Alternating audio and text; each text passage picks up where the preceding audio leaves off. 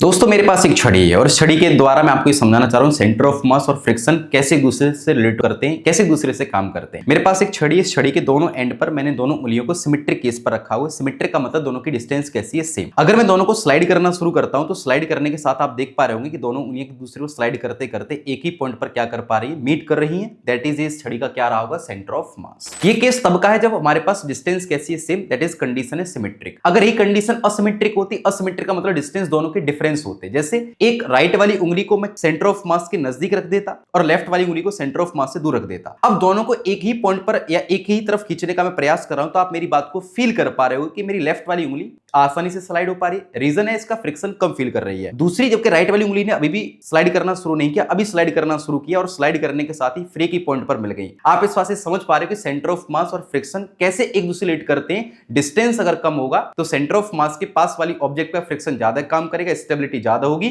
अगर डिस्टेंस दूर होगा तो फ्रिक्शन कम करेगा, स्टेबिलिटी कम रहेगी, तो उस पर आसानी से चीजों को स्लाइड किया जा सकता है। सेंटर ऑफ मास किसी वस्तु का बैलेंसिंग पॉइंट होता है, यह हमेशा उस तरफ वेरी करता है जिधर वस्तु का वेट ज्यादा होता है। चलिए मिलते हैं नेक्स्ट वीडियो।